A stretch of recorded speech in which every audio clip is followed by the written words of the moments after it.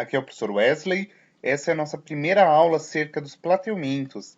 Basicamente, a nossa aula ela vai ser estruturada em comentar aspectos evolutivos, as classes aí que compõem o filo plateuminto e, por fim, a gente comenta aqui detalhadamente aspectos da fisiologia deste filo. Beleza? Vamos lá, gurizada? Então, a nossa aula ela inicia-se aqui, a princípio, fazendo uma breve caracterização acerca desse filo. Então, a gente vai começar a nossa análise partindo aqui das características gerais que fazem parte aqui dos plateumintos.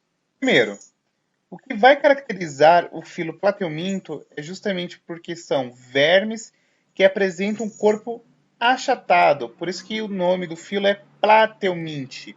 Plat significa achatado. Mintos, vermes. Então são vermes achatados. Beleza? Segundo aspecto, podem apresentar vida livre, como o caso aqui da planária, ou parasitária. Exemplo clássico aqui de parasitismo é o caso da tênia e do esquizotossomo. Beleza? Terceiro aspecto, perdão, apresentam simetria bilateral.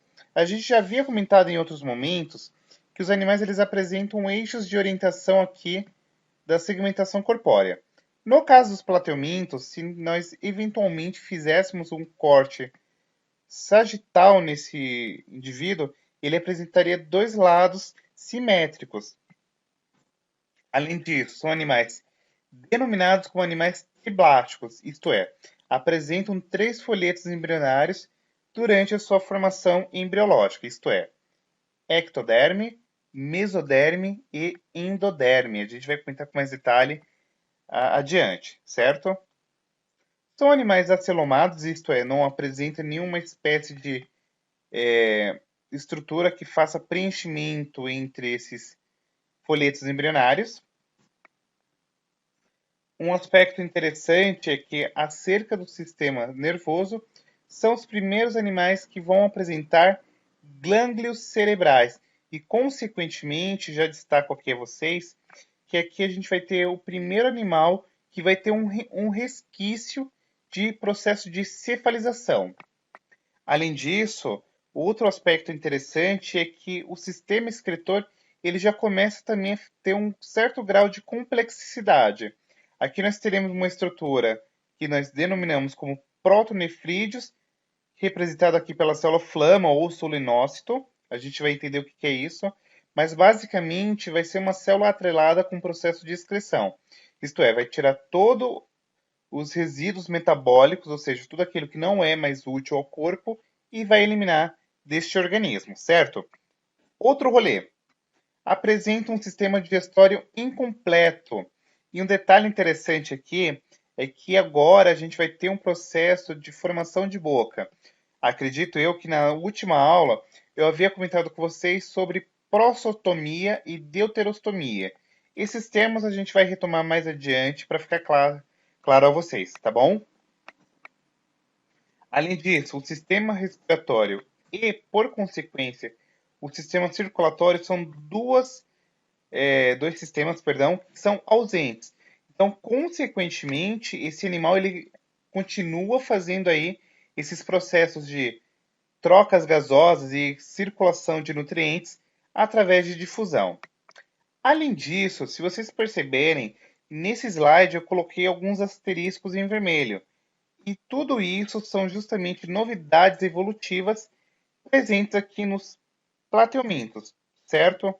Então, quero que vocês se atentem que as novidades evolutivas é a simetria bilateral, são animais triblásticos, acelomados, apresentam um resquício de processo de cefalização, então a gente vai ter aqui gânglios cerebrais, e agora a gente vai ter agora alguma estrutura atrelada com a excreção, certo? Que no caso aqui são as células flamas. Acrescido a isso, aqui a gente tem uma estrutura clássica de uma planária. E se vocês darem uma olhadinha aqui, vocês vão dar uma observada que tem aqui já um processo agora de cefalização muito rudimentar, muito simples, mas já tem-se agora um processo de cefalização. Além disso, vocês já notam aqui também a presença de boca, e a gente vai ver mais adiante agora a presença de estruturas atreladas com processo de excreção, certo? Posto isto, ainda destaco a vocês agora que a principal novidade aqui é justamente um sistema excretor aqui representado pela célula flama, que nada mais é, de maneira bastante simplificada para facilitar para vocês, uma espécie de uma célula oca, e essa célula oca ela apresenta vários flagelinhos que vão fazer o quê? Elas retiram as excretas do meio intracelular e, consequentemente, elas abrem poros que vão excretar tudo aquilo que não é útil à célula para o meio exterior, tá? Então essa esquematização aqui eu acho ela bastante didática, no sentido de que ela demonstra aqui como que se dá esse processo, certo? Além disso, a gente precisa falar aqui acerca dos grupos ou classes. O primeiro que eu queria destacar aqui para vocês são os tubelários, representado aqui pela planária, são plateumintos de vida livre, e um detalhe interessante é que eles apresentam aqui na cabeça alguns receptores químicos, tá? Além disso, apresentam um processo de digestão a priori extracelular e se processa aqui, por fim, intracelularmente. Apresenta reprodução cruzada, isto é um animal monóico, ou seja, apresenta os dois sexos no mesmo organismo e, consequentemente, há uma fecundação aqui no mesmo organismo. Essa fecundação se processa dentro do corpo desse indivíduo, tá? Então aqui é uma fecundação interna, tem-se um desenvolvimento direto. Como eu comentei anteriormente para vocês, toda e qualquer vez que eu fizer menção a desenvolvimento direto ou indireto, quero dizer o seguinte: desenvolvimento indireto quer dizer que esse animal não vai apresentar estágio larval durante o seu ciclo de vida. Todavia, se eventualmente ele apresentar desenvolvimento indireto, isto significa que, em algum dado momento aí da vida dele, vai ter ou vai haver um estágio larval, certo? Por fim, mas não menos importante, podem se reproduzir de maneira assexuada, isto é, não envolve variabilidade genética. E por fim, possui aí algumas células com cílios na região epidermal, justamente na região ventral, que estão atreladas aqui diretamente com a locomoção, tá bom? Nós temos aqui os cestódios, basicamente são parasitas, em especial destaco aqui que são endoparasitas, ou seja, eles precisam obrigatoriamente estar dentro de um organismo aí, que vai ser o organismo hospedeiro, tá? Por fim, mas não menos importante, ainda destaco que esse parasita ele precisa obrigatoriamente de mais de um hospedeiro. Então a gente vai falar de maneira bastante simplificada nessa aula que eu preciso a priori ter um hospedeiro que eu denomino como hospedeiro intermediário e por fim eu tenho um hospedeiro definitivo. Geralmente, pessoal, o hospedeiro definitivo no contexto aqui de infecção por parasitos e aí pelos plateumintos é basicamente um animal aqui classicamente o ser humano, tá? Não apresenta um sistema digestório, isso daqui eu vou comentar com mais detalhe para vocês. E apresento aqui o processo de autofecundação, ou seja, são animais aqui basicamente monóicos, apresentam os dois sexos. Exemplificação clássica de um representante dos cestódios é a tênia. E a tênia ela apresenta aqui um corpo que é subdividido em três porções: o escólox, o estróbilo e o colo. Então, a gente vai comentar com mais detalhe na próxima aula acerca das verminoses e a gente vai perceber que a tênia que causa solitária, por exemplo, ela pode chegar aí de 2 até 8 metros de comprimento, tá bom? Por fim, mas não menos importante, nós temos aqui os trematóideos, que são geralmente parasitas aí de vertebrados, podem ser monóicos ou dioicos, e já distinguindo aqui, um animal dioico é aquele que apresenta sexos aí separados, ou seja, vai ter um indivíduo representante masculino e outro feminino. E exemplo clássico aqui, esquizotossomo, tá? Mas eu quero, e por descargo de consciência, eu acho importante nós detalharmos aí ainda mais aspectos fisiológicos. Primeiro aspecto que eu quero que vocês frisem aí para sambar lindamente na hora do vestibular. São animais de corpo achatado, tá? São animais triblásticos, ou seja, apresentam aí os três folhetos embrionários, ectoderme, endoderme e mesoderme. Apresentam simetria bilateral, ou seja, os dois lados são simétricos. São animais prostostômios. O que significa isso daqui, professor? Pelo amor de Deus. Calma. Significa o seguinte, que durante o processo de desenvolvimento embrionário, este animal, a priori, ele vai formar lá no anquíntero, que é uma estrutura muito primitiva, a boca. E posteriormente ele forma aí o ânus, tá bom? São animais aqui acelomados, ou seja, não apresentam o celoma, que é uma estrutura que faz preenchimento entre os espaços aí, entre os folhetos, tá bom? Então vamos aprofundar isso daqui. Como eu falei para vocês, a gente consegue fazer classificação aqui dos animais de acordo com o tipo de celoma que eles apresentam.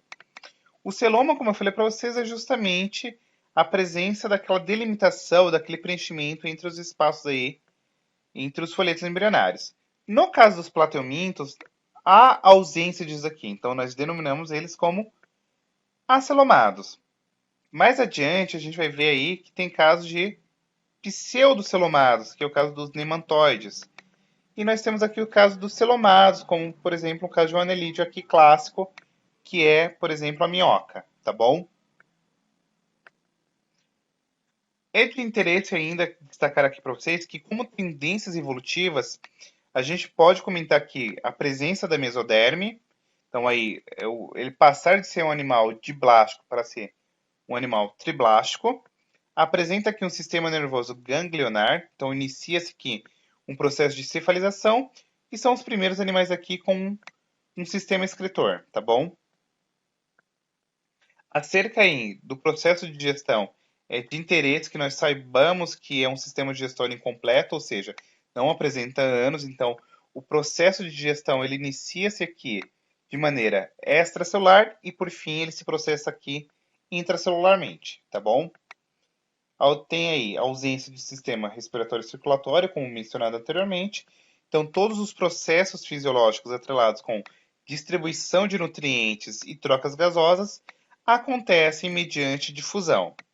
O sistema nervoso ele é ganglionar, então eles apresentam gânglios e, consequentemente, nós temos aqui um resquício de cefalização, é um início, um primórdio, tá?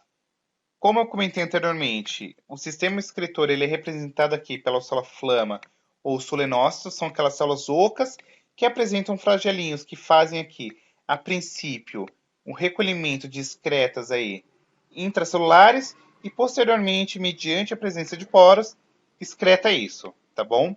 Acerca do sistema reprodutor, eles podem ser animais monóicos, isto é, apresentam os dois sexos no mesmo indivíduo, ou dioicos, sexos aí indivíduos separados. Então tem um indivíduo feminino e outro masculino. Então aqui, como eu falei para vocês, o sistema digestório ele é incompleto. Então tem aqui uma boca, mas não tem um ânus. E consequentemente esse processo digestivo ele inicia-se, perdão, a priori fora das células, mas ele precisa obrigatoriamente terminar, se processar aqui intracelular, tá bom? Sobre o sistema excretor, como eu falei para vocês, a célula flama é justamente aqui o principal, é, a principal novidade evolutiva. O sistema nervoso, você tem aí a presença de gânglio e, consequentemente, um cordão longitudinal ao longo do corpo aí desse plateuminto, tá bom? E aí, como eu falei para vocês, a gente tem aí animais que podem ser monóicos, como o caso da planária ou da tênia, e dioicos, como o caso aqui do xistossoma, tá? E acerca do processo de reprodução assexuada, nós temos dois tipos aqui de interesse: a regeneração e a estrobilização.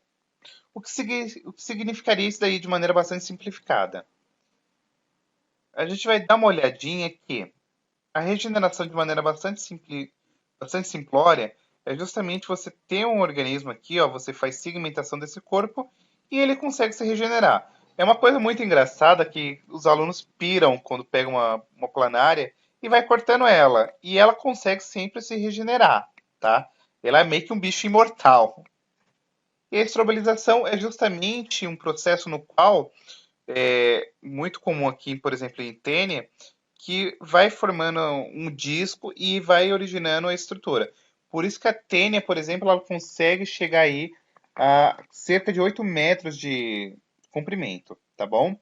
Se eventualmente você tiver curtido a aula, dá o seu like, compartilha, comenta, curta, vai me ajudar bastante. Se puder seguir lá no Instagram, eu agradeço também. Tendo qualquer dúvida, você me dá um hello lá no Outlook. Beleza? Beijão e até a próxima.